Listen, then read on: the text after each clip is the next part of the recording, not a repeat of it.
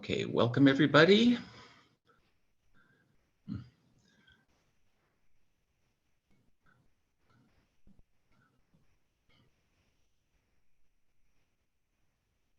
We're still admitting a lot of folks, so, oops, didn't mean to do that.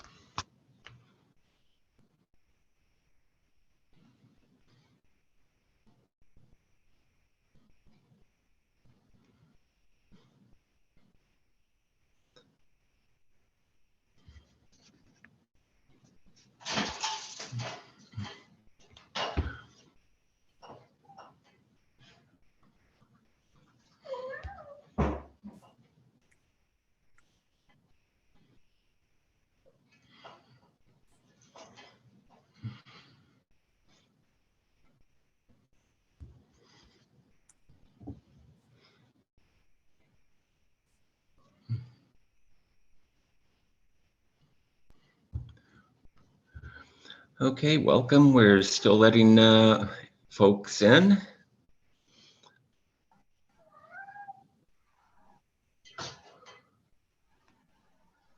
Also waiting for my fellow presenter to join us.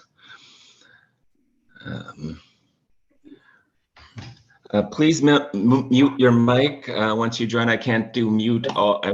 Probably not a good idea for me to do mute all this time, as if I do, my fellow presenter will not be able to talk, which wouldn't be a good thing.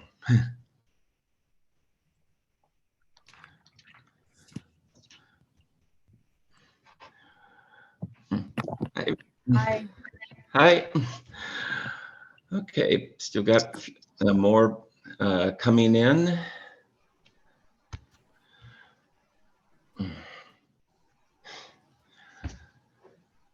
The wonders. Have to keep on sticking my finger onto the screen because I somehow got message admitted there. Okay, everyone please mute their microphones.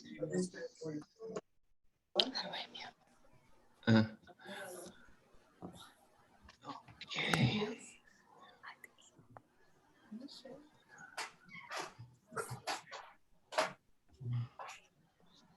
So who did you find?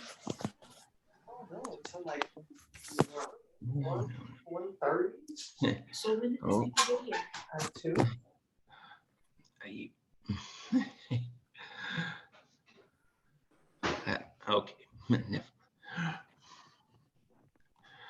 Okay, again, everybody please mute their mics if you could, except for myself and Liana. Okay, so let's see, anyone else waiting? Okay, I don't see anyone else waiting unless I somehow messed that up. I'll be back in a second. Yeah. Oh, okay. All right, so today we'll be looking at the use of literary theory to analyze The Walking Dead, the most a TV show now going on. It's on an extended 11th and final season, a show that has changed TV forever, in the sense that when it began, zombies were not considered to be big business for studios and TV networks. That all changed as the audience for The Walking Dead grew.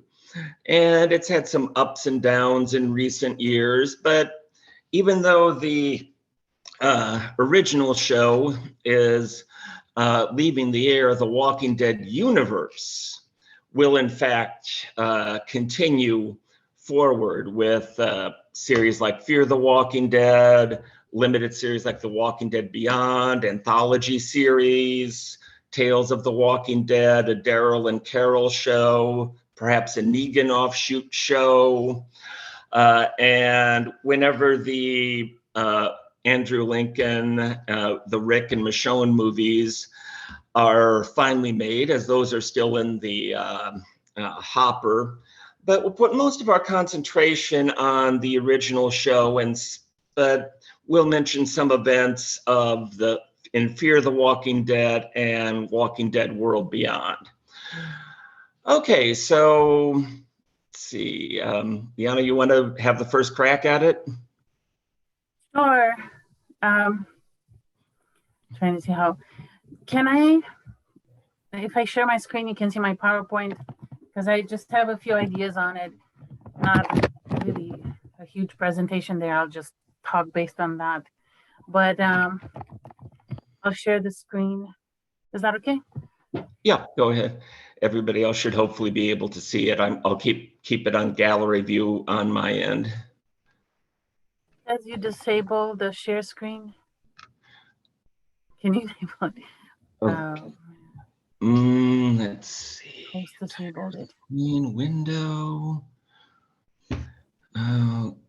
Okay. Let's see. Okay.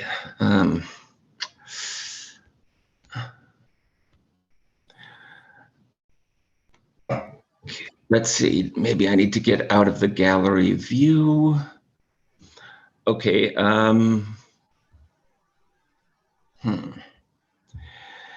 It doesn't seem to want to let me do that.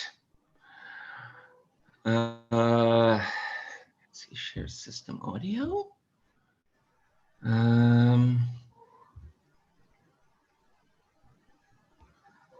Okay, I think it should work now.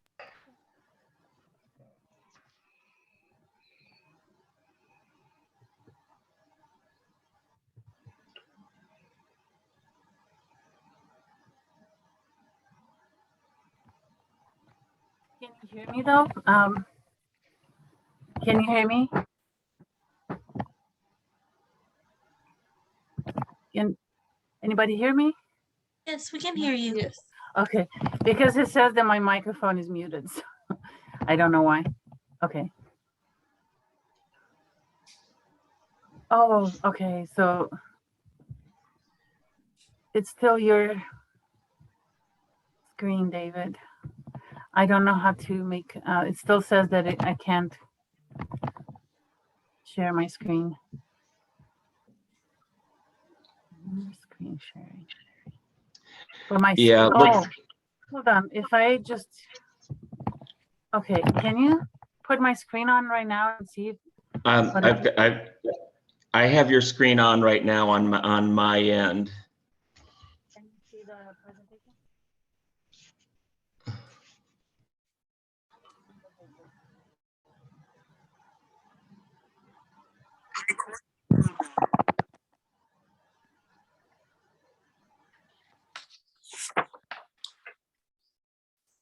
Oh, and my video's off too. Okay. Wonderful. The wonders of technology. Yeah. I just put the presentation on my screen, so it should. Problems after our duties. Yeah. Yeah.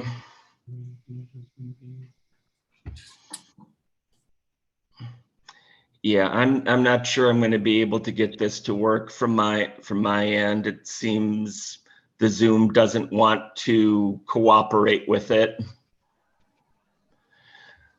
So Oh, it's a shame because I just had a lot of pictures that represent that show the yeah, characters. well, let me try one more thing We here. were able to put me on this to share my screen when it was me on Zoom. Mm. Mm.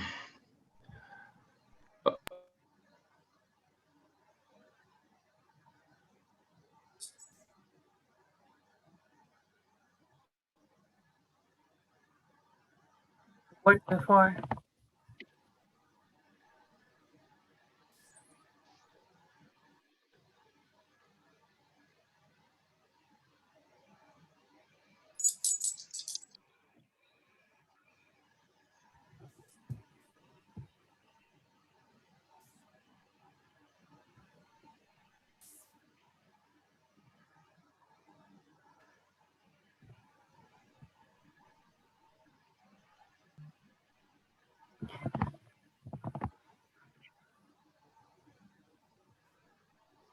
Can I do it any other way?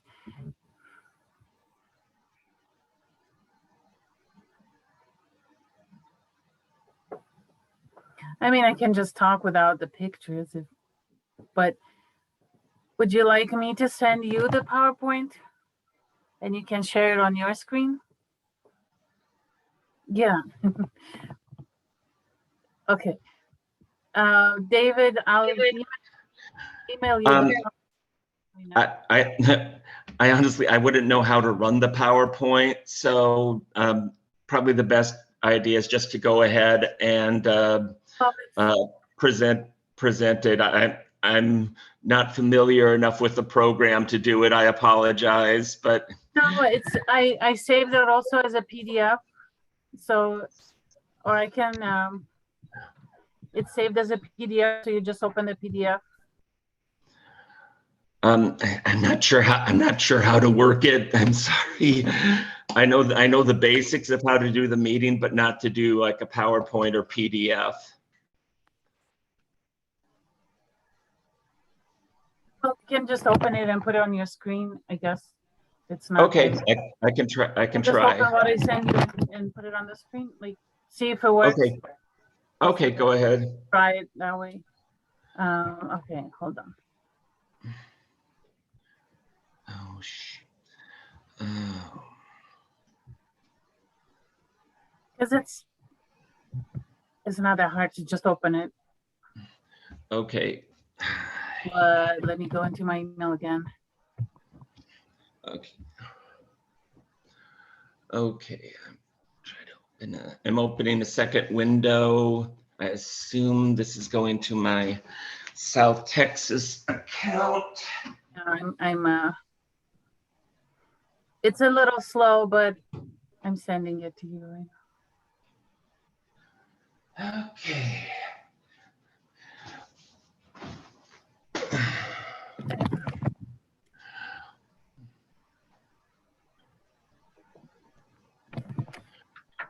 It's a little slow because I have things open on the computer, but. Okay, I'm signing into my email account for South Texas College.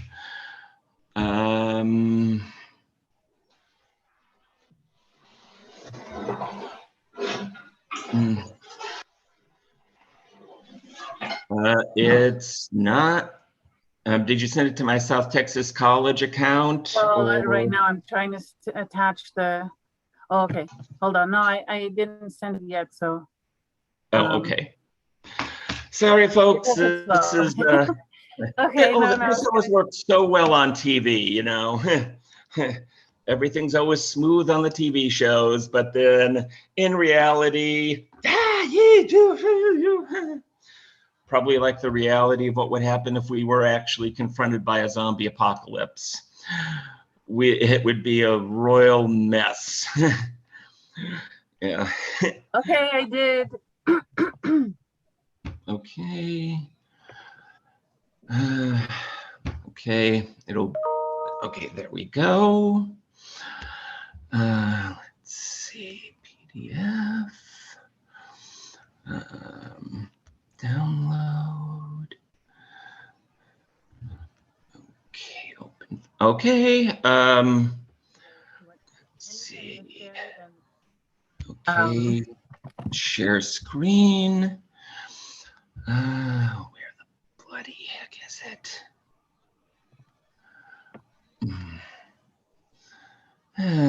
By the way, I'm Liana Andreasen. Yeah. The second presenter, or Um, I'm going first, but I got it, but it doesn't. Oh, okay. Yeah, that's right. That's right. I need to do this in the. Need to do this in the. I probably need to do this in the proper order. Okay. Okay. Speaker view. All right. System audio.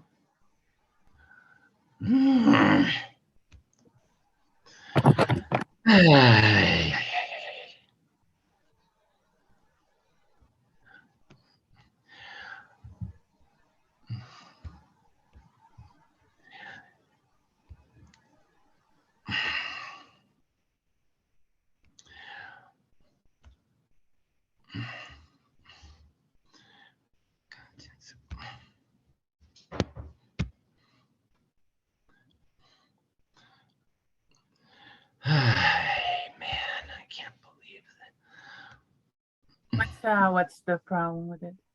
I have the thing open, but it doesn't want to show up. I hit the share screen and it just absolutely refuses to go over. On a phone or? I have it on my computer. I opened the document in on the as one of the windows, and it's I can't get it to frickin' okay, let's all right. Okay. Let's see, full screen. All right, let's see. Will you let me do this now? I'll No, just of show you course. my kitten, but in the meantime. Yeah.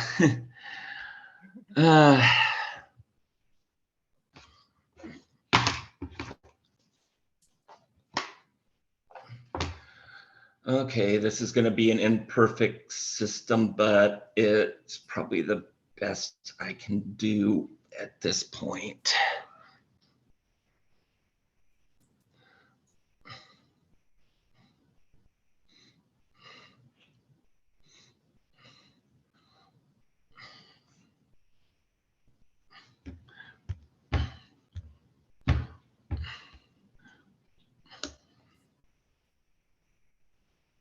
There.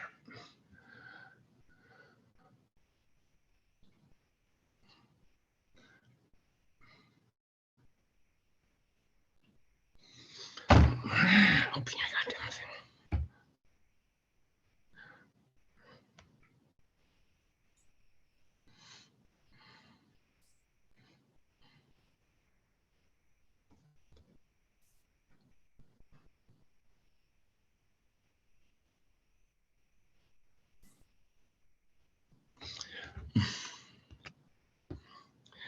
Okay. Um,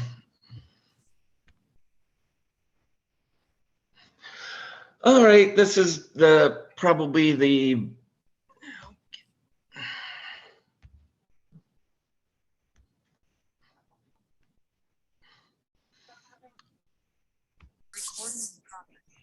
mm.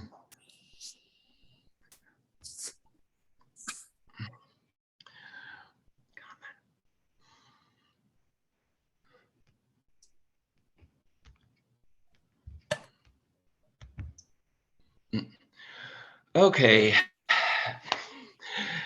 This is the best I think I can do. I was thinking of doing that myself, but okay.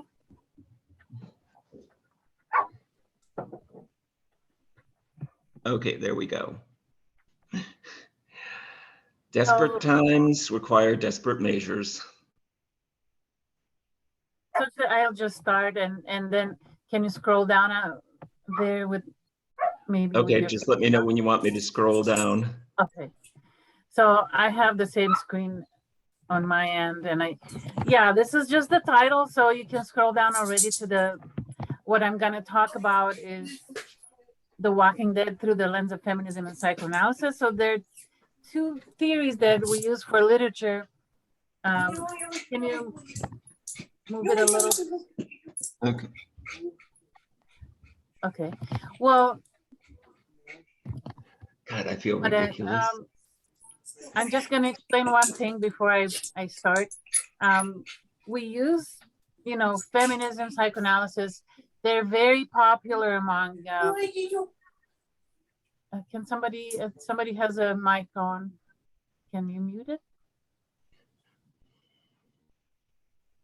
Okay. Yeah. So in cultural studies, we use feminism and psychoanalysis a lot to analyze, movies, shows, books. Of course, literature is very popular. Can somebody has a microphone on? Can you mute it? Okay, look, I can't hold this up and mute the microphone at the same time. Oh,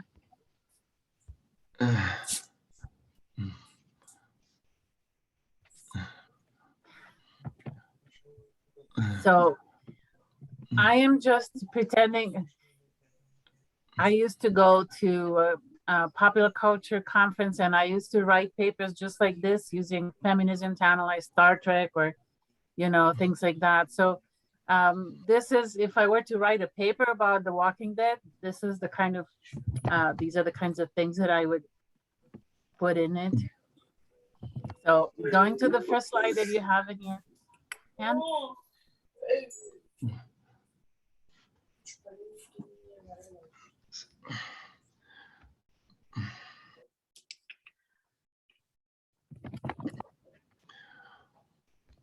Okay, so just to explain feminism, which is the slide that you have on, yeah. What people do when they use feminism to analyze either a text or a media, or something in the media, such as games, shows, movies. Usually, what people look for is evidence of women being oppressed in a patriarchal system.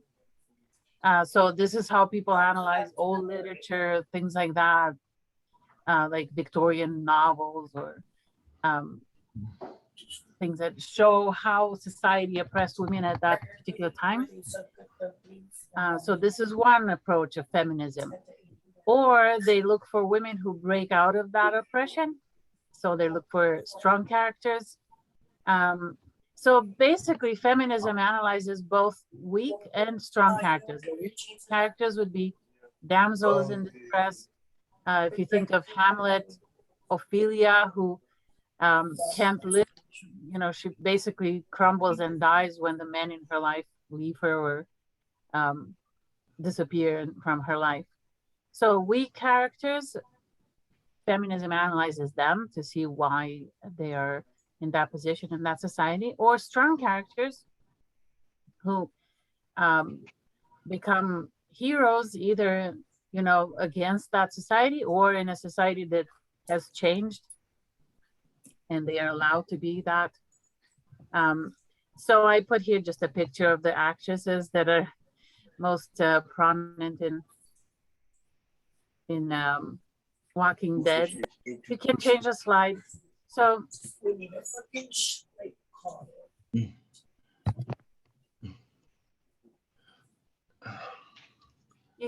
the third slide, what I'm talking about, and it's just two pictures. So if you could go, just scroll down to the next one.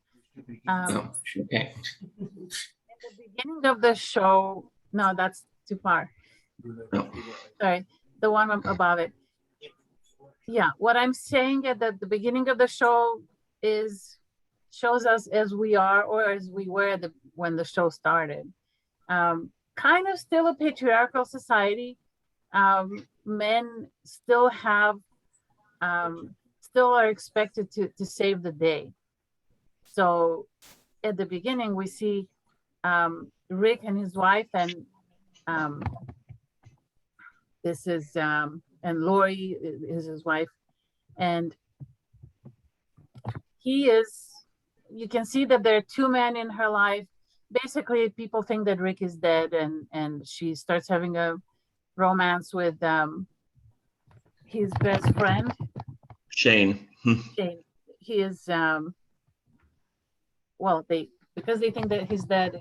Yeah, I didn't want to mess up his name, but you can see her as a prize. He returns, and of course Shane has no place anymore, so he has to basically be killed because he fights. They have a fight, and he turns into a zombie, and then he's destroyed. So this shows how society works, basically, or it has worked in the past, that women are passed around from a man to another, and what they want or what they think doesn't matter. So And they she's leave no evidence.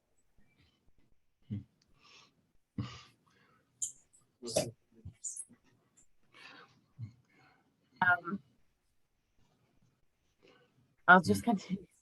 Yeah. Yeah. So, yes. So she is a damsel in distress, and basically she doesn't last that long. Well, she lasts long enough to have another baby, because they have a son, and the baby is actually. Okay. I saw a wrapper on your bed this morning. And you Okay. ate your candy in your face. Yeah, that's why I was like, let me see. It was a paleta. It was a lollipop. Okay, it's been muted. Okay, thank you. It was a little startling. Yeah. Okay. Like I thought zombies coming somebody up on didn't us really like unexpectedly. my interpretation. Like zombies coming up on us unexpectedly. I thought somebody really hates my my interpretation. Okay, so that's what we have at the beginning. The main female character is seen as a very weak, not completely weak. Obviously, she has a mind of her own, but she cannot last long in that world where everybody has to be strong.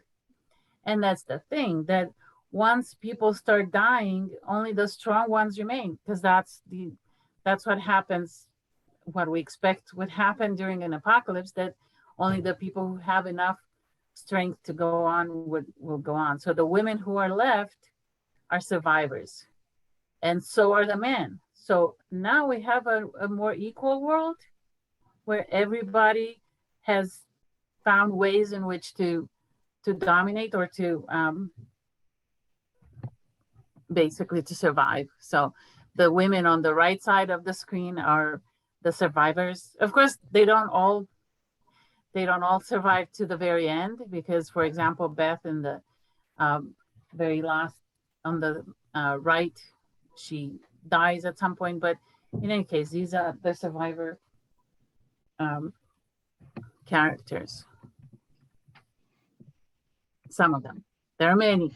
Of course, this has had 11 seasons, so there are many characters at this point that have come and gone.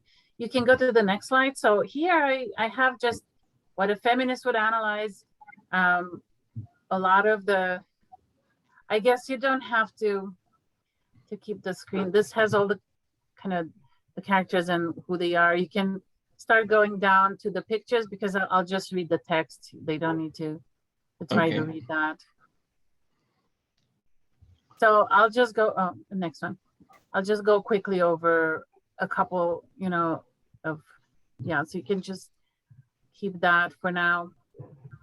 That has, of course, Lori is Rick's wife, who is the one who dies pretty quickly. But also there's a bit of a judgment toward her character, because she's seen as a fallen woman. So it's still the patriarchal world where the woman, her choices don't matter. So she's judged by being with another man than her husband, even though she thought he was dead. So when Rick returns, there's absolutely no question that she would be given that choice. So she represents the old world. And I have on the blonde Andrea on the upper right. She is she also doesn't last through the whole show. She starts as friends with Michonne, a very important character who becomes Rick's wife, basically, and then she leaves the show to look for him. So Andrea is engaged to this evil character. She doesn't know he's evil, and she ends up being a hero to everybody because she dies saving the whole group. Sasha is the one at the bottom left, also a very important character, who dies by saving the others also. She ends up in a coffin where she is, I'm sure some of you have seen the whole show, so you know what I'm talking about. Basically, she has a surprise death and comes out of the coffin as a zombie on purpose. And the little girl is Judith, who is one of the biggest surprises of the show, and she represents the next generation. She is the daughter of that big cheating episode, I guess, if you can call it that. And she is basically takes a leadership role early on in her life because, and this is symbolic. The hat is Rick's hat that he passed down to his son, and then she took it. So it's the leadership position is kind of exchanged and given to her in the end, or she assumes it without it being given that role. Because she early on she understands how the world works, and she decides to bring order to the chaos. Okay, and you can go to the next screen. Going quicker over the strong women characters. I mean, some of them, because there are many more. So this is what's amazing about this show, is that they have managed to create. They had a playground for feminism. They decided to try every type of character. Of course, they had a lot of seasons and a lot of characters, but in the process, they have made any type of. They have created every time that you can think of strong women characters. Some of them are good, some of them are evil, some of them end up turning into heroes without us expecting it. So here we have Maggie in the upper left, who is a character who could have perished like Lori, but she has just managed to become stronger and stronger, especially after her husband dies, Glenn. And this is what happens to people who lose everything. They become not bitter per se, but they don't care about sparing anybody anymore. So something becomes stronger in them after they lose a lot, which is the nature of the apocalypse, right? Loss changes your priorities, right? And then you care less about certain things and more about certain things. So that's how she becomes stronger and stronger until she is almost like the scary presence, and a kind of a balance to Negan, who starts very strong and then becomes weaker as a character, and then they are kind of foes, major foes, because of course he killed her husband. But she's no longer the damsel who is scared of Negan. At this point, he's scared of her toward the more current episodes. Then on that screen, we have Michonne is on the right side, and she's the sword woman. So she's one of the strongest women who has bonds with various characters. And she has a relationship with Rick. She's adopted mother to Judith. And in the end, she leaves because Rick has disappeared and she's going to look for him. So that's what we may have a spin-off or a movie based on them too. I think, David, you have disappeared from the screen. Okay. Okay. So we also have on that same screen Kelly and Connie, who are newer characters. And here we are introduced to LGBT character and also to deaf characters. So we see that things that are perceived in our society as maybe weaknesses or makes people outsiders, they are turned into strengths in this show, so that in fact it becomes obvious that they're not weaknesses by nature, but because we that's how we have perceived them all this time. So here again, this apocalypse equalizes the differences between people, and everybody can show strength and weakness equally. And then the last two screens that show the characters' pictures. So you can go to the next one, where you see mostly not a lot of characters. This is Carol. This is one of the biggest characters in the show and the biggest surprises, because she's the one who starts as an abused wife, and slowly, and then she loses her daughter, which again, loss sometimes makes people stronger, sometimes it makes them weaker, and then they perish. But she morphs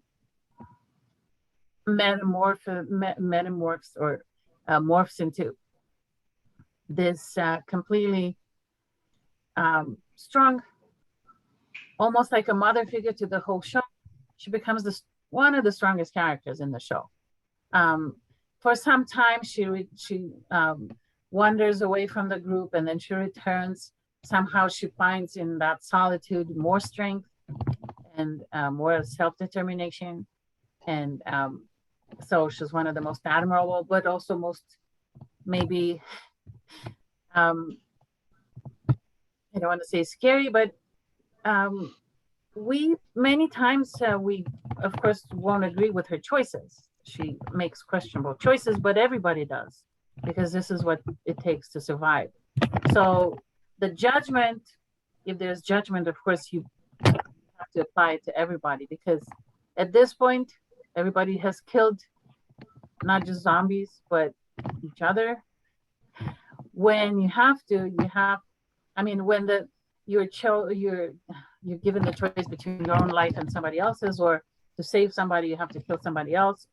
There are situations that are morally ambiguous or actually morally wrong, but to go on you have to make those choices. Or if you made a choice that you have a problem with, you have to leave it behind, just like the real world. So and I'm showing her here with Daryl at the bottom, because their friendship is something also that is very strong through the whole show, and it's kind of the will they, won't they, little mystery of the show.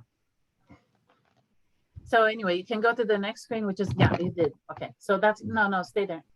That's the one I wanted. And that is Alpha, which is one good example of a strong female character that has turned evil. Well, what everybody has. So she is the most extreme version of this. And I put there a character that you won't recognize from the show, but if you have seen the movie Apocalypse Now, you will know what I'm talking about. This is Kurtz, which is played by Marlon Brando. And you can see that, not just because she's bald, obviously there's a resemblance there, but in the movie Apocalypse Now, which is based on the book Heart of Darkness, Kurtz is the ultimate example of what humans can do when they're allowed to do anything they want. So the extreme of human behavior, the extreme of power, the extreme of cruelty. So, and I put the heads on the stakes there on the bottom because this is one connection between the two movies. I mean, between Apocalypse Now and the show Walking Dead, and the character of Alpha, who is a female Kurtz, basically. And Kurtz was known to put heads on stakes like that, and this is what she does. So the connections are obvious there, but what's interesting is that it's good and bad that women also have the strength to do something so horrible, but also obviously that women also have it in them to do the worst possible, to display the worst possible human behavior. The only redeeming quality about her is that she does love her daughter, Lydia, except that she kills her boyfriend. But anyway, that's because she loves her a little too much, because she's controlling. And well, anyway, there's a whole situation where her girl runs away from her and escapes, and she is left in the show, but the mother, Alpha, dies. Anyway, the connections to Apocalypse Now are not don't go all the way through the scenarios or the plot itself, but the character connection is pretty obvious. You can go to the okay. Anyway, Okay, so just to wrap up the feminism part. Yeah. Oh, I was going to go ahead and take a turn now and present one of my Okay, theory. we can alternate. Okay, so Yeah. So basically, just to wrap up the part about feminism, and these are just kind of random things I picked up, and the most important thing is that, of course, this show has had the freedom because of this science fiction scenario, hypothetical scenario. Well, the zombies, I didn't even mention much of that, but what I think about the show with the zombies is that the zombies are just a pretext for the human interaction. So you may make the same point, but the zombies are almost like in the background. They never become really important. They just give a reason for people to behave in the way that they do. And they, of course, they're the reason for the apocalypse too.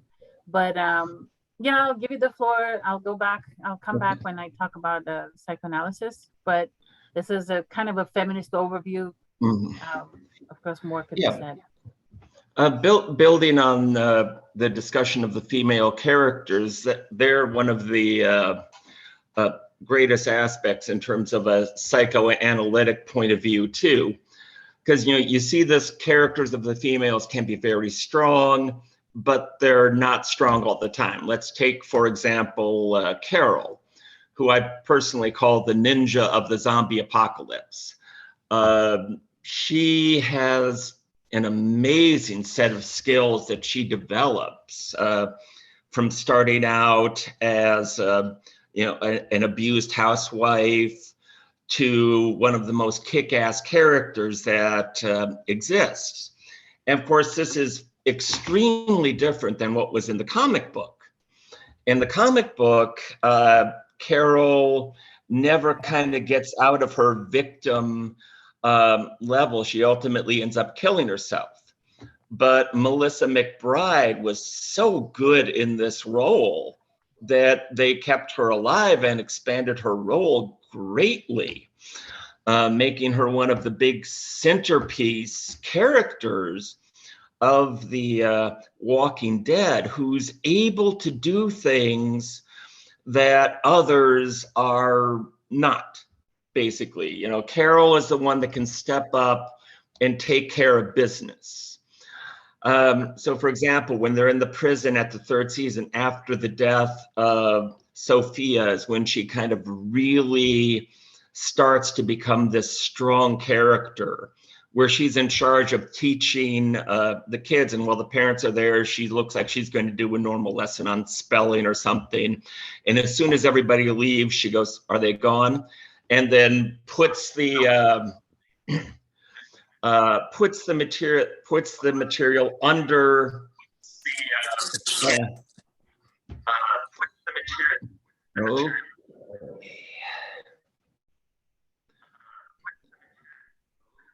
Just muting a few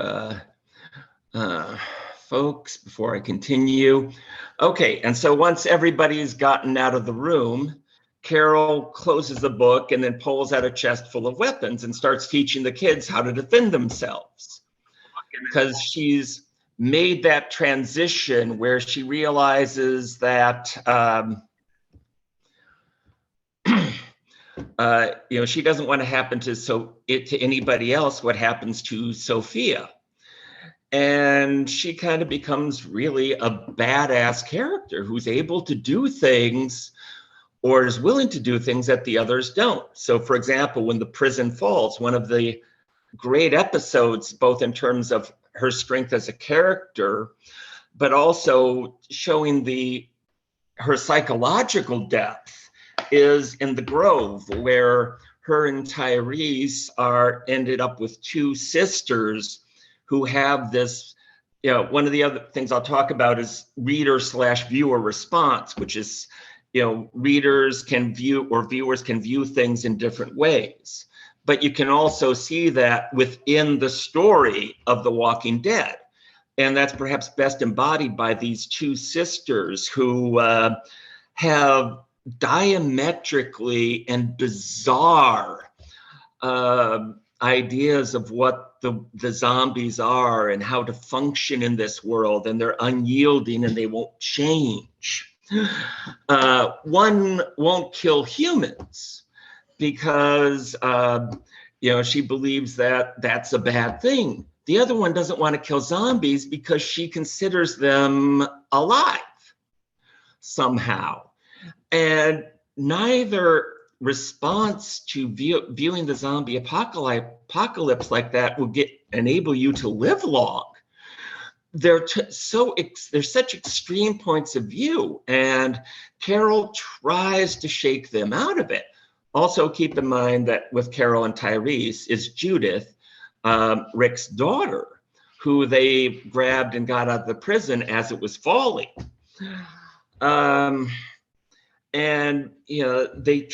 Carol constantly tries to get through to the two girls that neither one of their point of views work, especially when she finds one that's actually playing with one of the walkers, like it's just a Sunday afternoon fun and games.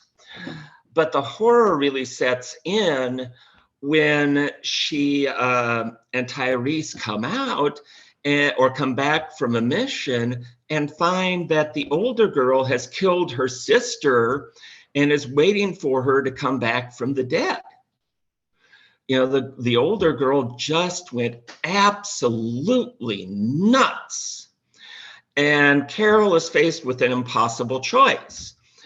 And if the modern world still existed for them, you could put a young woman like that's having such mental issues into an asylum for her to get treatment. But in the zombie apocalypse, that simply is not available.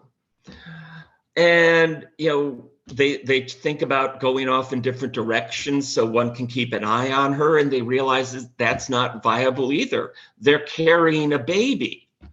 One of them neither one, if they're on their own, can stay awake 24 hours a day.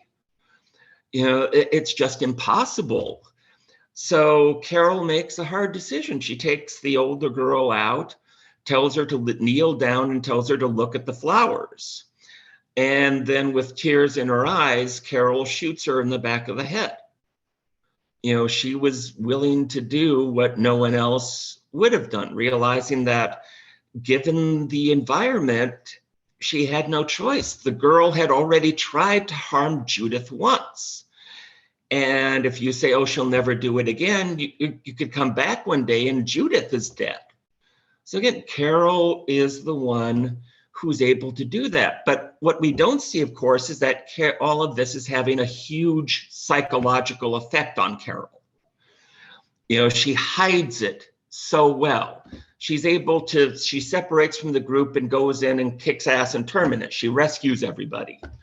If it wasn't for her, they probably would have all died at Terminus, which is a place full of cannibals that lures unsuspecting victims into it. You know, and their idea of surviving the zombie apocalypse is to literally feed on surviving humans, almost becoming zombies in of themselves or behaving like zombies. A behavior which, of course, we can see, I guess, take its ultimate form with Alpha and the Whisperers, where literally humans and zombies have merged together in a terrifying vision, because part of what makes Alpha so strong is that she commands could command an army of hundreds of thousands of relentless, slow-moving warriors who will have a singular purpose if they're being led in a certain direction. Plus, she's very good at disguise. It's very tough to pick out the Whisperers when they're among the zombies, among the walkers. You had that famous scene in the graveyard where Jesus is fighting all the zombies, and he's such a kick-ass character.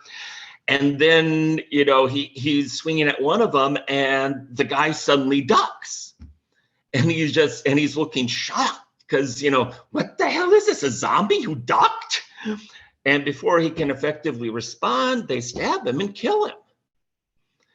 Yeah, and that's when they realize, oh my God, there's these humans who are dressing up as zombies. And they basically live as zombies. In this past season, you had a remnant group of the Whisperers who were like just wandering around aimlessly in circles because they actually miss their existence as part of a herd. I mean, talk about bizarre. Of course, that's part of the psychoanalytic approach, is that, you know, if you were one of these Whisperers, and, you know, Rick and his group early on, even in the first season, we figure out that if you wear a zombie skin and cover yourself with zombie guts, they can't smell you and you can walk on by them. Just don't get caught in a rainstorm or the crap's going to hit the fan when everything washes off. But they don't do it on a permanent basis. They only use that when absolutely necessary. They do it again when the walls of Alexandria come down and a huge herd of zombies comes pouring in. And in order to try to escape, they put all of their the zombie guts all over them. But one of the kids who Carol had threatened in another moment where she was doing what was necessary. And oh my God, Carol was scary there, where she's saying, one day you'll be asleep and I'll come in and take you. And you'll wake up tied to a tree surrounded by zombies who will eat you. Now, are you going to say anything? No. But the legacy, the psychological impact on that young boy was that as they were trying to escape through all these zombies, he started hearing Carol's words again, and he goes bananas and starts screaming, which attracts the attention of the zombies and ruins their escape plan, leading to his death and the death of I think his mother was also killed in that process. But that also leads to the key moment where Rick basically starts fighting the zombies and all the other people in Alexandria join him. And they're united finally in striking back and fighting back against this huge herd of zombies. But with the Whisperers, they go to the ultimate extreme. They don't just do it, when necessary. They do it all the time. Can you imagine the psychological impact on somebody to be wearing a dead person's skin all the time? Of course, they go kind of bananas. And in the end, of course, Alpha it's no longer a way of survival. She basically becomes a cult leader. Like a Jim Jones, she basically becomes a queen. She starts to enjoy it. It's no longer a means of survival. It's her enjoying power, ruling over others. It's not just something that you did to survive anymore. They don't have to go and attack other groups, yet they choose to. because it's a way she keeps her group together. But I mean, that's the ultimate extreme. And yes, it has some psychological impacts on her, but the best but she's so far gone, and that's like you can keep on going back to events in the show and tie things together. That's one of the great things about this show, is that previous events are echoed in present events. So during the third season, we have the character of the governor, and a lot of times they'll have overarching stories or themes that unite an entire season. So like for the third season would be what was considered too far gone. And that's kind of embodied by the governor, who after Woodbury Falls has a chance to redeem himself, to pick out a new path.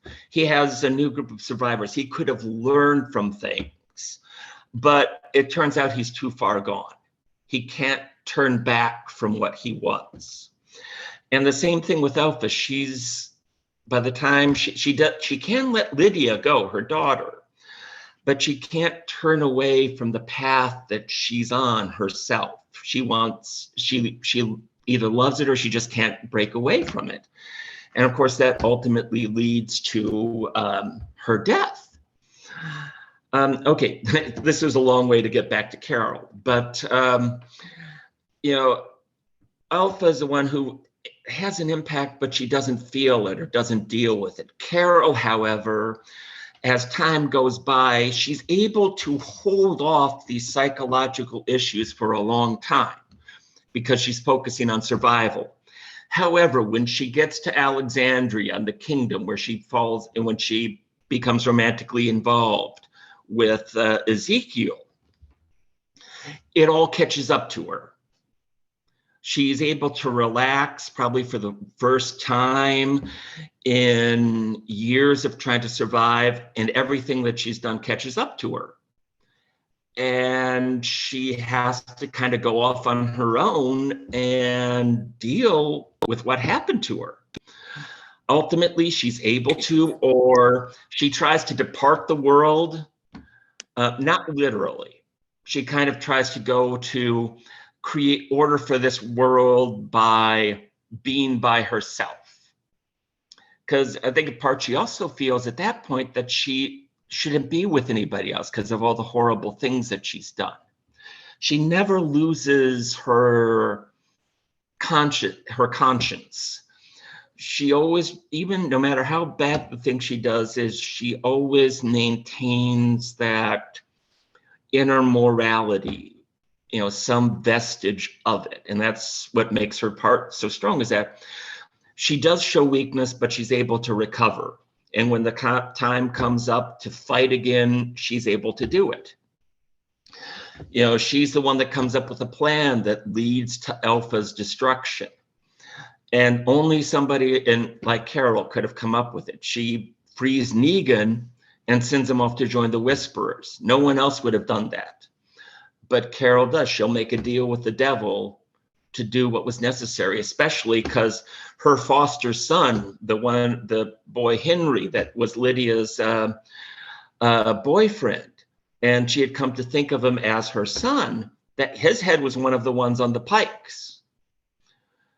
And as soon as I saw that Carol survive, I've read the comics, I've read the entire run of the comics. So as soon as I knew as Alpha was about to appear, that there was going to have to be a conflict between Alpha and Carol.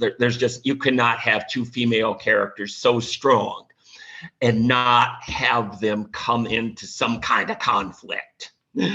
It's just too good of a thing not to take advantage of. And, Carol, is still very tough, but when she's with Daryl, she tends to let her guard down some. Daryl and her have this unique bond between them. They're in love with each other, but they don't want to get romantically involved. And right now, of course, they're kind of separated. They're not getting along. And that's hurting Carol, but it also hurts Daryl as well.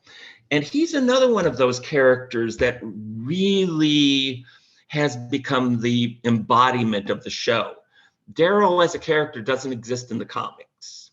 He was a unique creation to the Walking Dead TV series. Now, when they created him, nobody knew for sure that he was going to be so popular. But they were hoping for it. So you look at the structure of the first season, how it's designed to get people to respond to it. Out of all the first season characters who are going to continue over into the second season, Daryl was the last one to be introduced. He was given a centerpiece, and the creators brilliantly wrote Daryl in a way that he's Merle's younger brother. Now, Merle, of course, is a complete and utter creep in the first season. And so he serves as a great contrast to Daryl, because Daryl's kind of got a lot of rough edges to him, but he's not as bad as Merle. So that makes him more likable. Daryl is willing to compromise with things. And so he was designed to kind of, because he's introduced as the last character, that was designed to bring attention to him. But there's no guarantee, of course, that viewers or readers will respond the way you want them to. Because, it's an entertainment thing. So viewers might like one character and not like the other. So, for example, going back to Lori, she emerged as one of the most hated characters early on in the show. She didn't really necessarily do anything wrong, but people just didn't like her. I think, because she was basically portraying one of the most beloved characters, which of course is Rick, and was giving him a hard time. Now, in the comic, her death is extremely shocking. In the comic, she's hasn't had Judith yet, or she's had Judith, or who's not, I don't remember if she was actually named or not, but she's fleeing the prison and she's shot, she and the baby are shot through the heart and killed. Comes out of nowhere. And that was like one of those moments in the comics where it was like, holy crap, did they just do that? So Lori followed, the character of Lori on the TV show followed her character's fate in the comic, slightly in a different way, with the impact of her death showing up psychologically, especially in Carl and Rick. And Rick especially, who had really been strong up until that point, but after, and seemed to be drifting away from her, but after she died, he tailspins into a depression and goes off into the forest, another metaphor for kind of a long dark night of the soul. And he had this famous line, where Herschel asks, "So what are you doing?" Stuff and things. That showed up on a number of T-shirts. But going back to Daryl, but Judith survives in the TV show. And I think one of the big reasons for this change is that as the creators of the TV show, comic books move at a glacial pace. There's 12 issues per year. So comic books don't go forward in real time. Because there's only 12 issues a year, you can't tell a story like that, especially if one's that's complex. So a character like Judith in the comics she wouldn't be something that you could develop for a long time. She'd just be kind of a third wheel, in effect, a plot device to cause problems. But in a TV show, you have to have time jumps because the actors are aging.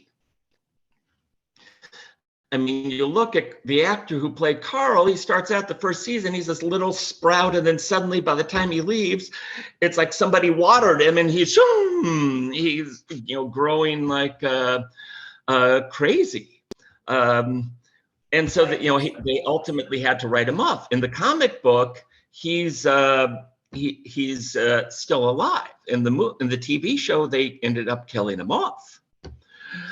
But on the TV show, because time has to pass, you can use the character of Judith to explore what would it be like for a baby born in the zombie apocalypse.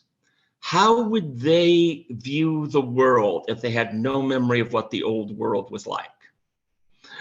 And that's, it's starting to be explored, the notion of what would children be like who didn't grow up with the memory of the old world. That the stuff that people try to set up to survive, that they wouldn't recognize it, that they wouldn't, need to be involved or create a society like that.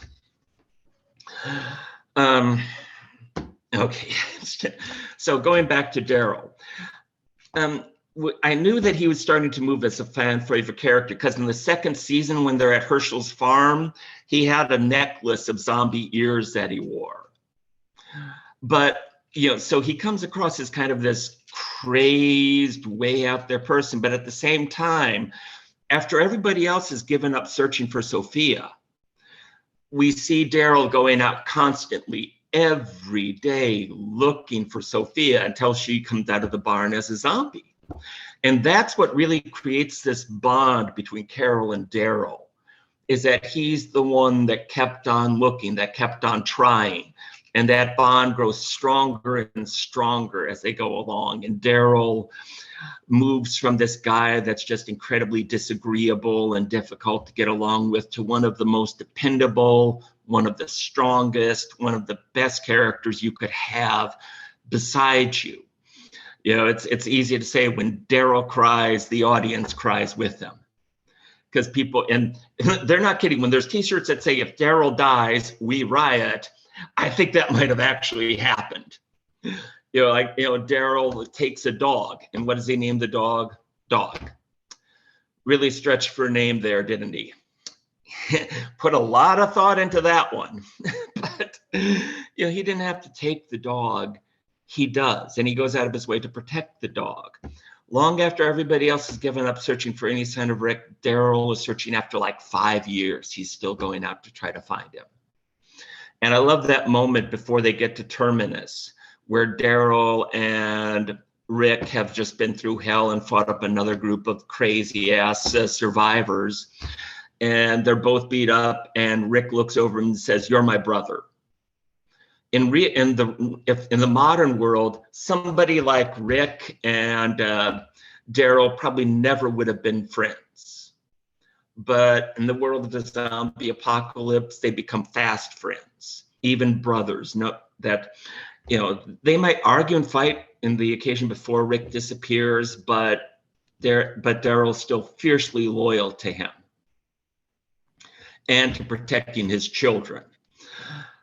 He is one of the most remarkable characters in this show. And, he could go on and on and on about everything. He's very smart. He's able to put emotions aside, at least for when necessary.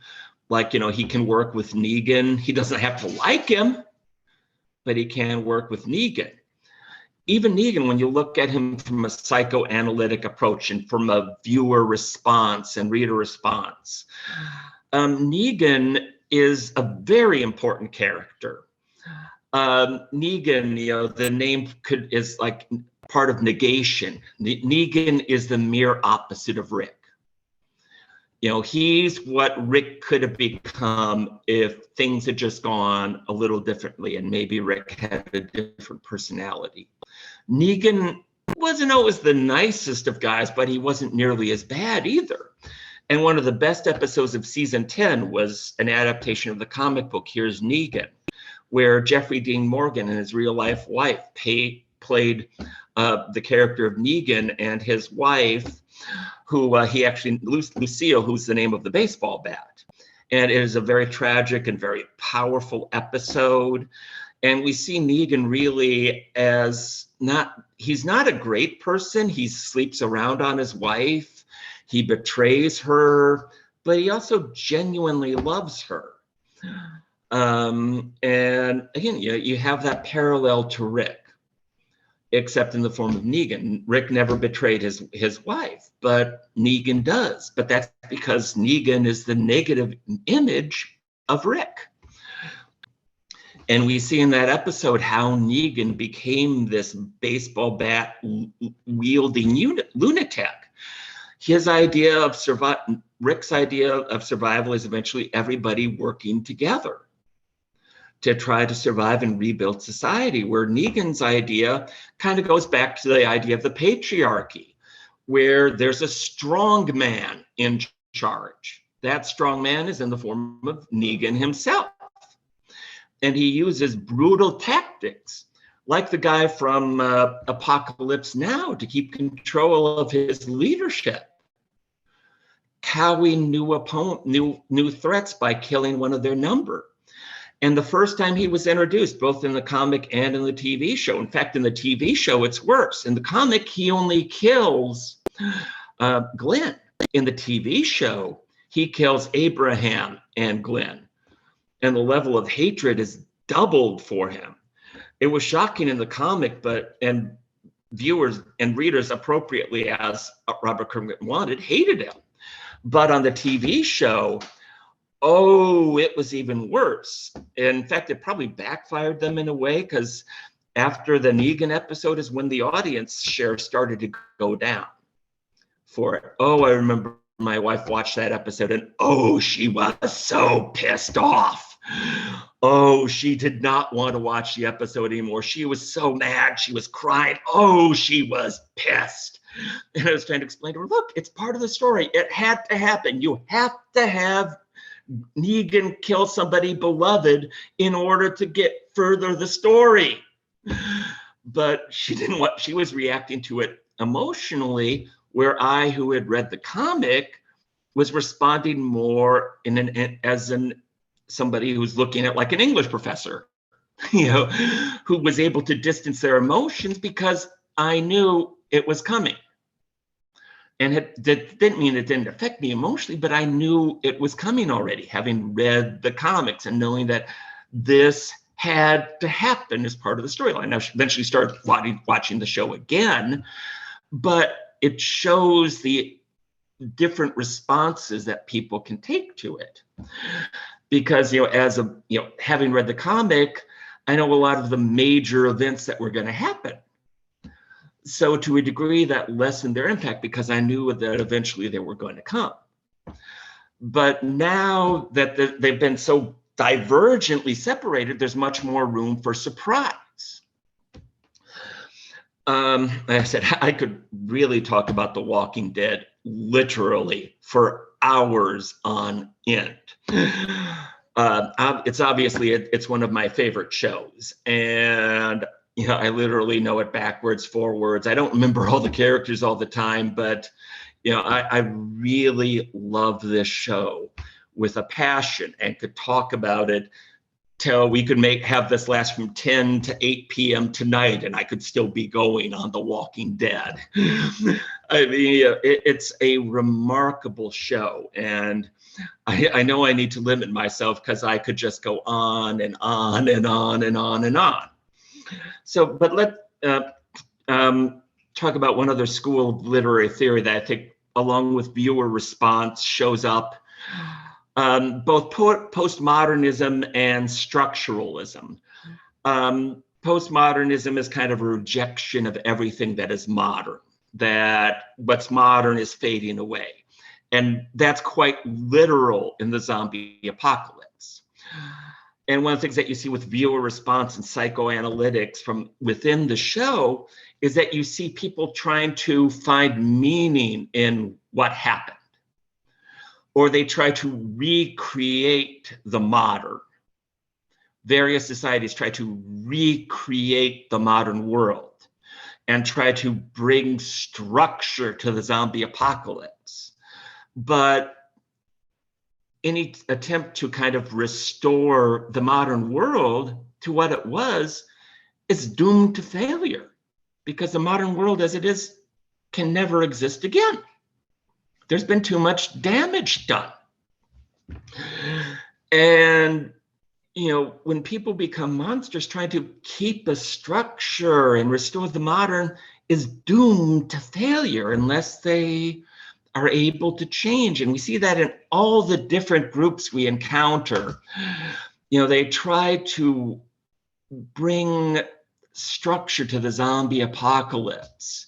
And some get truly dangerous. The ones that, as you go further in, the ones who kind of try to literally put in like some supernatural or divine meaning to it. Like the new group this season, the Reapers, who were led by a guy who called himself the Pope. And he literally, again, like thought of himself as a literal Pope. That this is what God wanted him to do, that he was directly in touch with God. Well, he did get directly in touch with God when one of the characters shot him in the head. I wonder how that conversation went when he met if he actually met the guy upstairs. Considering what he did, he might meet the guy downstairs instead. In Fear the Walking Dead, that show has taken a fascinating turn. As last season, in season 6, you had a serial killer who was completely deranged, who believed that God had given him the mission to restart the world, a la Charles Manson. And in the world, so his chosen group could repopulate the planet and he would be in charge. Now, normally a guy like that would just be staying in prison. Of course, when the zombie apocalypse hit, he happened to get out, happened to escape. And he found a group of followers. He's charismatic, so he creates like his own family, like the Manson family. But now that there's no modern world, he knows where to find a washed up nuclear submarine. And he manages to launch 2 or 3 missiles, 2 or 3 nuclear missiles that turned Texas and a lot of areas where Morgan Jones went into a nuclear wasteland. You have somebody who's completely insane, who thinks he's got a divine commandment from God, and he gets hold of nuclear weapons. That's a terrifying thought. But he was trying to impose his own insane ideas onto the world of the zombie apocalypse. And he actually had an army almost following him. That's kind of a scary thought. Morgan Jones. Okay, let me wind up with Morgan Jones, because he is just one of the greatest characters on there. Played by British actor Lenny James. In the comics, he's killed again, but actor Lenny James was so good in the role that the TV show creators decided to keep Morgan around. And he went on, and we've seen him go up and down. And again, he kind of embodies these viewer responses, or the response of those who are living the zombie apocalypse. In the very first pilot episode, Rick encounters him. And he saves Rick, and they become friends. And as the episode ends, we see that Morgan's wife has been turned into a walker. And Rick leaves him a weapon and says, "Shoot her." And he tries to, but he's unable to. He can't, it's so early that he can't look past the idea that maybe that's his wife still somewhere in there. He just can't enable himself to do it, because he's still feeling the emotions of that old world, the one that's gone. And of course, that's mirrored in Herschel in the second season, where they don't kill the zombies. They keep them in the barn because Herschel believes that their souls are still in the body. Now, 3 or 4 or 5 seasons in, Rick sees Morgan again, and Lenny James returns for one of the best episodes, where we see that Morgan has gone completely off the rails. He's gone insane. He had a son who was a very likable character in the pilot, but when we see him again, his son is dead. And in one of the greatest moments on the show, because and this is a case where they hold back on showing the blood and gore. In the Negan episode where Glenn is killed, they show it full on. The camera doesn't pull away at all. But in this one, they don't show anything. So Rick eventually talks to Morgan, who's gone crazy and is like killing zombies left and right and rambling and saying, and has spray painted on walls. It's clear. And he asks him what happened to his son. And Morgan says to him in a brilliant interpretation by Lenny James, "I couldn't kill my wife. I went away for food and found the house breached." I'm paraphrasing. And then I saw him with my boy. And then she bit him. Now all I could see is red. All I can see, it was red.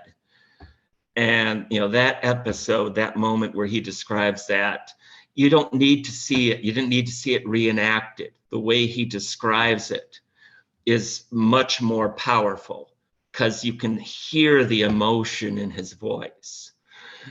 And we see his character. He's kind of the embodiment of somebody who is trying to find a way to survive in the zombie apocalypse and keeps on trying different philosophies and finds that so many of them come up short in one way or the other. After that episode, he attempts to go and basically get himself killed. And he runs into there was a special 90-minute episode that focused on Morgan and when he met a man named Eastman.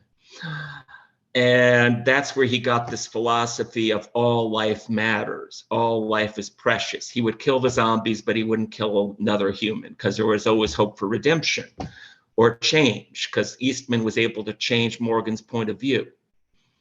And Eastman had been a psychologist, so he was able to essentially help Morgan treat Morgan and talk about how he had waited to kill somebody out of revenge. He was a prison psychiatrist and it killed him. And he found it an empty, when he had accomplished it, he felt no emotion, that it didn't bring him any satisfaction. And Morgan is able to adjust his beliefs to one where he, comes to believe that all life is precious and he'll kill zombies, but won't kill a living person. But of course, such an extreme point of view would work in a modern world where there were no zombies, but in a postmodern world with zombies and people who have gone crazy, good luck maintaining that philosophy. And he's eventually driven to the point where he does have to kill somebody and it sends him off the edge again. And his character has been chronicled through Fear the Walking Dead, up and down. It's been a remarkable journey, and he's still trying to struggle to find his place in the world. And that's what, of course, makes him so fascinating, is this quest that he's on.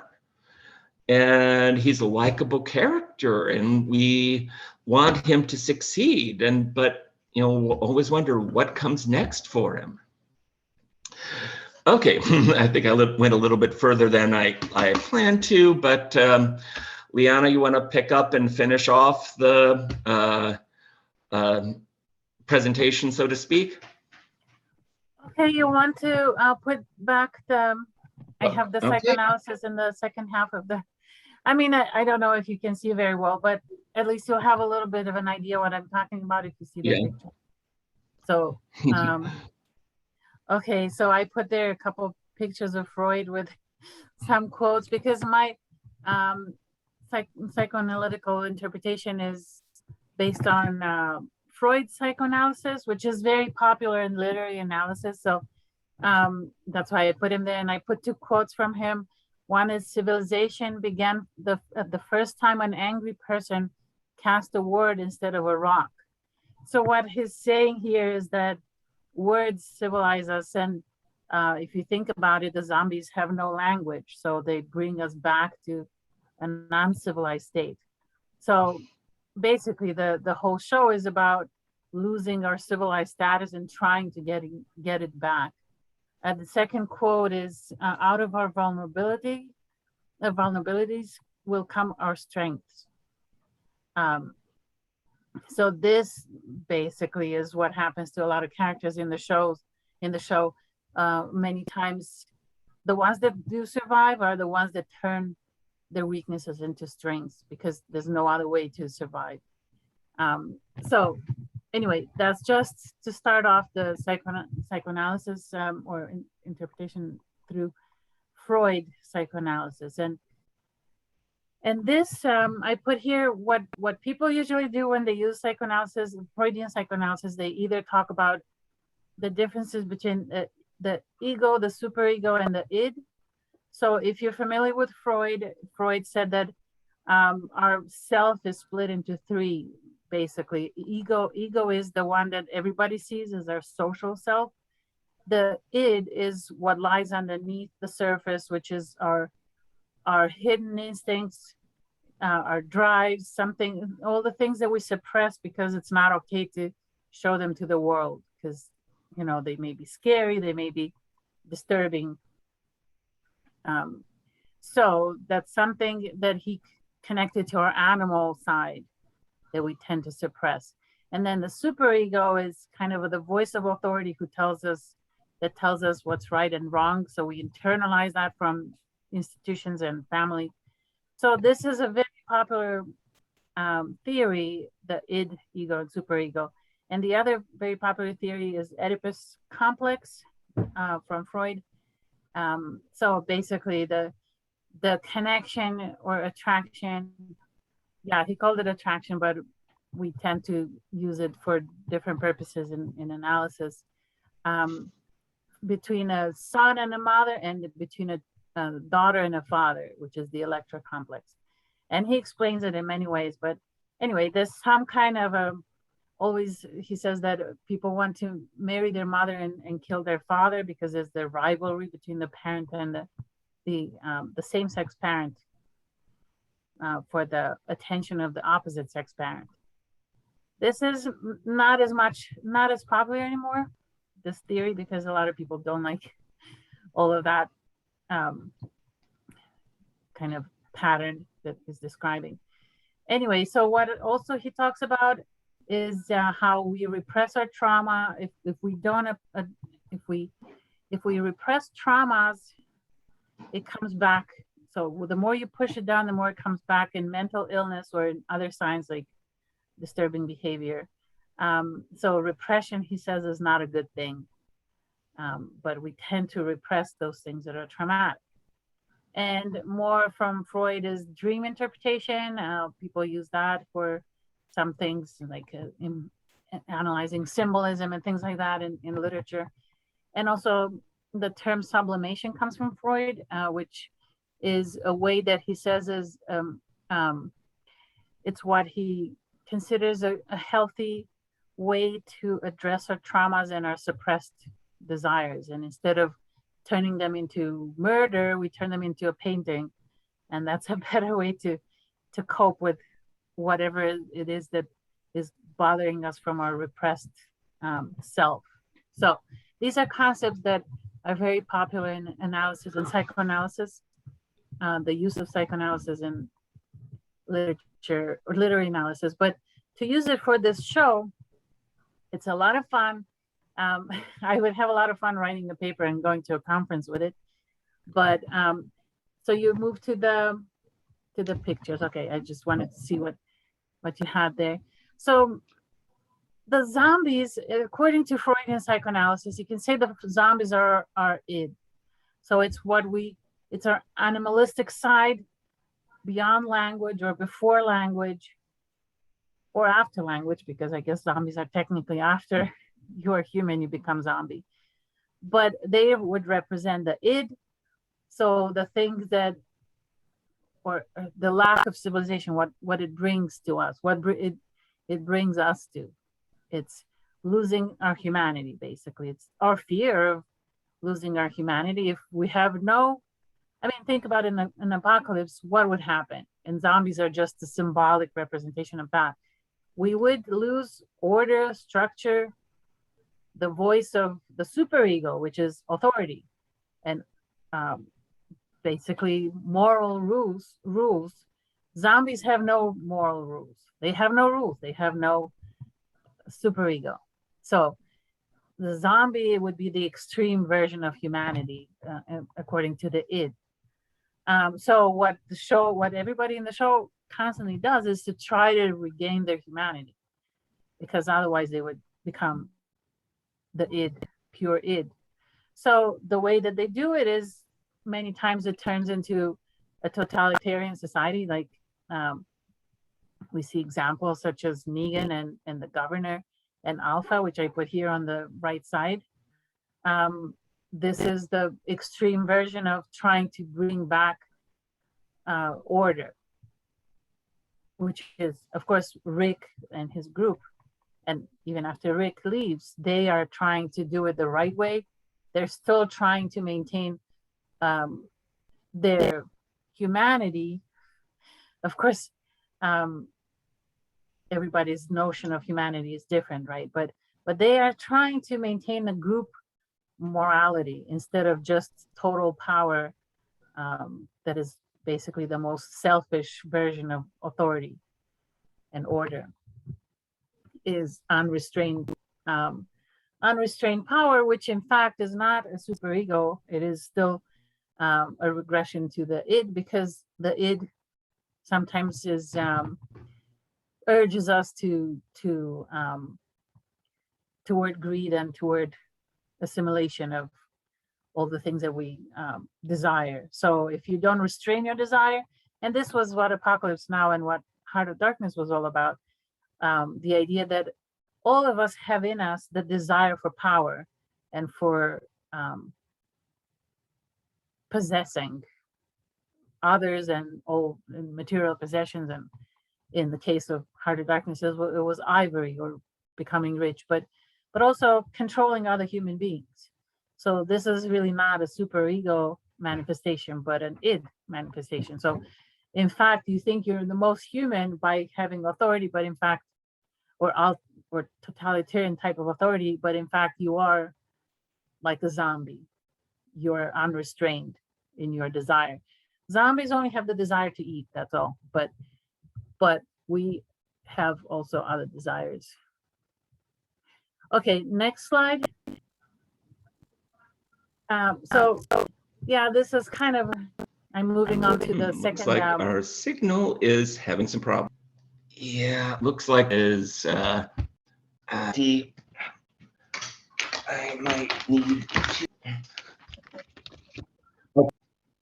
Okay, so here Need to I'm plug in my laptop. There we go again with.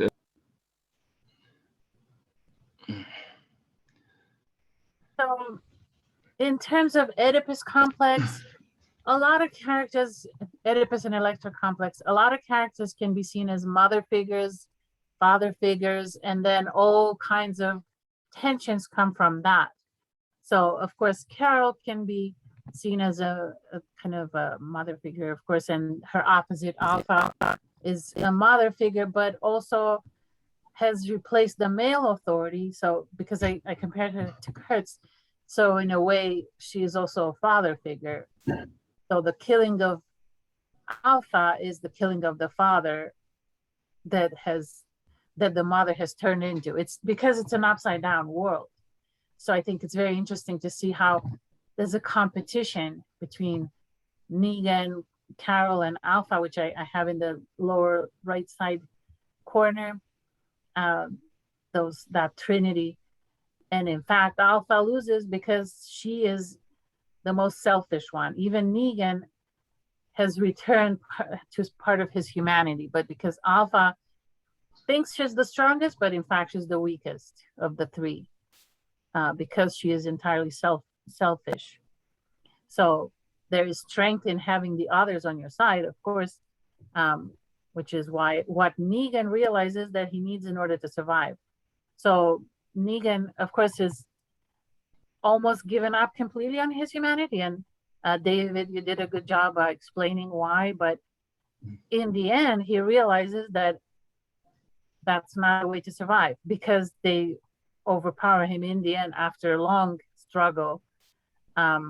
They put him in prison. They could have killed him, but they keep him, and he slowly becomes part of the group again. Yeah, and and Judith plays a significant role in that, of reaching out to him, something that not even her father could completely do. Judith is able to, by reaching out to him and talking to him for years, and she really creates. Sure.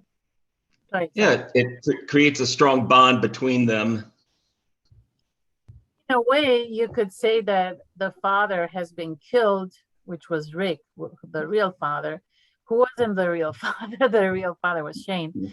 But in any case, killing the father is one of the major kind of symbolic rituals in a Freudian interpretation. So Negan takes the place of Rick. So then that's the power of Judith, is that, and the power of good in this show is that instead of Negan turning her into his daughter, she turns him into her father, meaning that he converts to her goodness instead of the other way around.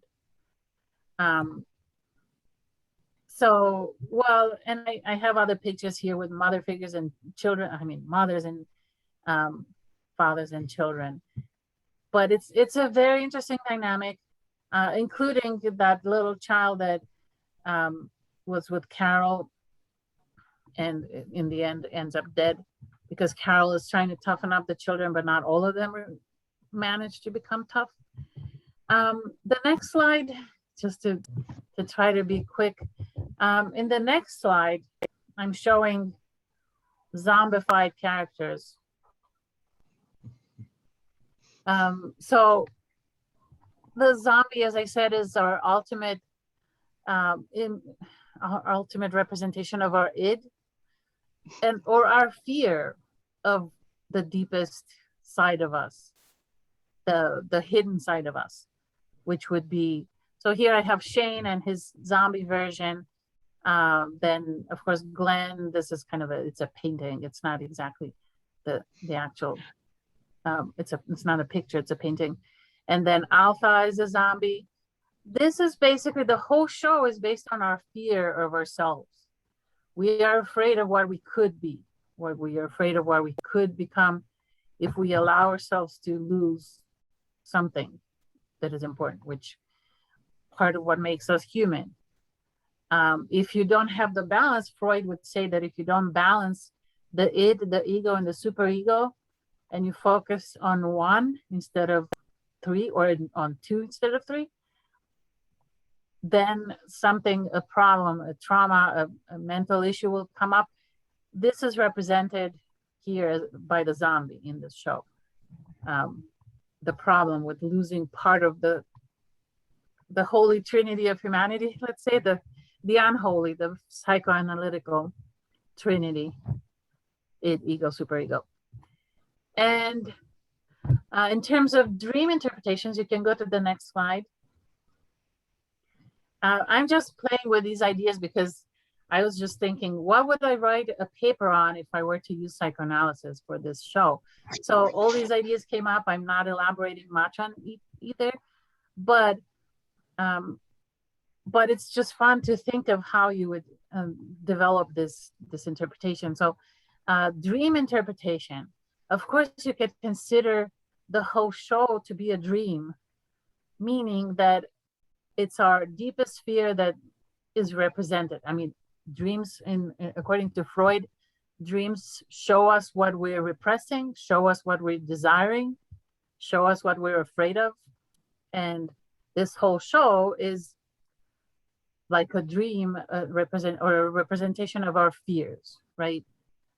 So it's like a visual representation of those fears. Or you could, another way to approach this dream interpretation is that in that apocalypse world, the world of the apocalypse, the real world is a dream. So they all dream of what they lost. They all dream of bringing it back. They idealize the real world, trying to bring it back. But the question is, of course, was it ever ideal? Isn't it better to go with what you have instead of with an ideal? So, and these are, of course, you could say a lot more about them, but just a very brief description of that type of an interpretation. So the last one that I was talking about in the list of Freudian concepts is sublimation, which is, you can go to the last slide. As I said, sublimation to Freud was a healthy way to address trauma or what we repressed. And if we don't address it healthily, it comes back as mental illness or as actions that are problematic. So you can consider the whole show, and I even put here the comic book, a little image from the comic book. The whole story is a sublimation of these fears, or whatever it is that we're repressing in the fear of what humanity can become. So you can say that the comic book first, right? And then the show are a sublimation of our collective fear of ourselves, of what we have in ourselves. So instead of creating a real apocalypse, we create a story. And in that way, we cope with those fears instead of killing each other. So instead of a war, we have a comic book and then a show. So it's a better way, according to Freud, to cope with the worst in ourselves. And that's pretty much my presentation. Yeah. But it's a sketch. It's a sketch of what could be developed much more. Yeah, very true. And I'll wrap up with following up on your idea of the various groups trying to recreate a dream of the modern. Now as we're coming to the end of the show, we're seeing factions that are more and more organized, like the Commonwealth, which Eugene is at right now, and the Civic Republic that we've seen in all of the shows, or at least referenced, with them having the helicopter. They're the ones that snatched Rick. And yet both groups, as they try to recreate a dream of the modern and of protection, there's something flawed in the dream. There's some rot in it that could ultimately prove their undoing. So with the Civic Republic, for example, on the surface, it looks good. They have a police force, they have soldiers that fight for them. Yet the woman who calls herself the governor has a son who acts like a Prince of Wales or a prince, heir to the throne, who almost gets attacked by zombies and then calls the African-American head of the guard wearing white armor, saying, "How dare you not protect me? Where were you, you moron?" So this governor's child is acting like a spoiled brat, as if it's the old world, or that he's some little princeling. And how can all those soldiers that protect this guy, how long are they going to take that before they rebel against the Commonwealth that supposedly is equal for all and carefully choosing people? In the Civic Republic, wow, it's been like 11 years and they have helicopters and military set up. The one that we see in charge in The Walking Dead World Beyond is again a female character. And yet for themselves calling the Civic Republic, they form alliances with two large groups of survivors in the Midwest that had built large walls and kept a number of people safe. And then they proceed to massacre them. And their Civic Republic? Why did they massacre all these people? Apparently to keep a few geniuses or smart ones from wanting to go back, because they're still trying to find a cure for the zombies. They're trying to find a way to cure the zombie virus. Why? Why would you still be trying to find a cure for it? Wouldn't that be a dream that's impossible to achieve at this point? Wouldn't it be better to live with the virus and try to reestablish society and create a new society where the reality of a zombie virus is still there, but then you take that into account in creating this new society. Like anyone who dies, either you automatically have to shoot them in the head or incapacitate the brain. People can live full normal lives, but when they die, something else has to be done. A new traditions concerning death must be created. But why try to find a cure for the virus when after 11 years it's probably not going to happen? Unless, of course, their goal is that there's there's other strong, powerful groups that have weapons and material, and the civic republic is maybe figuring, hey, if we offer people the ultimate dream, a cure, the ultimate escape from the zombie apocalypse, a cure we can give to everybody who's living, so they will no longer become zombies, they'll choose us over anybody else, maybe. Or maybe they do it to justify what they're doing. Everything will be worth it if we can find a cure. That's why we need all these smart people working on it. But don't they sell their souls in the process? Couldn't the civic republic, when they still have an organized military force and helicopters and weapons, couldn't they have spent the past 11 years building and expanding territory where people could become safe and work toward ending the zombies once and for all? Well, we'll find out. And so I'll wind up talking about how the comic ended, because this is a guarantee that the Walking Dead TV series will not end this way. So I don't have to worry about a spoiler alert here. So in the comic book series, Rick is ultimately killed at the Commonwealth. The Commonwealth is the last major story. Rick is killed there by the son of the governor, the spoiled brat, if you're still watching the show, who was on there. But his death caused everybody to pull together. And at the very last issue, we jump forward about 10 years where Carl's grown up, married, has a daughter of his own who's about 8 years old. And the entire story of The Walking Dead from beginning to end has been Carl telling Rick's granddaughter what her father did and how her father saved the world. And I thought that was a great ending. So in essence, the last issue kind of makes the zombie apocalypse a dream, but that's because it's past. And it was a nice, hopeful way to end it. And it was a nice running a full circle where the last page of it has the Rick's granddaughter saying, can you tell it to me again? And thus you can tell the story, watch the stories over and over again into the future. And just as the Walking Dead comic, although it's come to an end, the TV shows and the franchise will continue to tell new stories, and I'll be fascinated to see where it goes. So thank you very much for attending. Thank you for putting up with us for the first 20 minutes where we're on Comedy Central.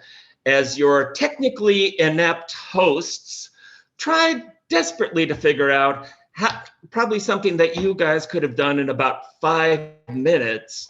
And we here who have PhDs and everything are going, what button?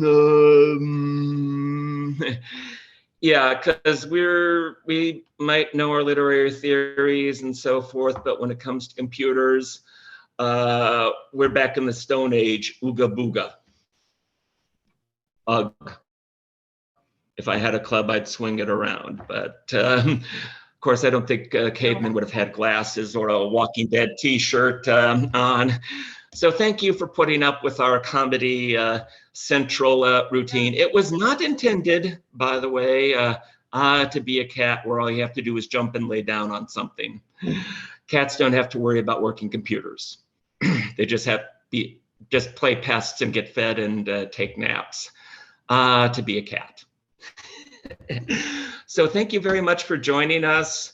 I intend this to be the first of a number of presentations going forward over the Walking Dead in coming semesters. Perhaps next semester, Liana and I will dig into the different factions that have appeared in the Walking Dead universe. And perhaps I'll do a solo presentation comparing the comic book to the TV show and talking about the comic book, since I'm not sure if Liana has read the comic book. I have not read it yet. No. Okay. No. Yeah. So yeah, that would probably be when I'd be on my own as one who read The Walking Dead from beginning to end. One of the best comic book series of all time, certainly the best zombie comic book series, and a fascinating contrast to the Walking Dead TV series. So that being said, thank you very much for joining us. We're glad you all attended and put up with our technical ineptness. Well, it's always good to be able to laugh at things, especially in a world that really could use a lot of laughter, where everybody sometimes takes things way too seriously. But it's always good to be able to laugh at ourselves and remember that we're all human and united with that, and and are sometimes humbled by that. Now, what button do I push again? Once again, thank you for Liana Andreasen. This is Dr. David Oakes, wishing you all good day, and thank you again for watching. And keep on watching The Walking Dead. Lots of good stuff to come.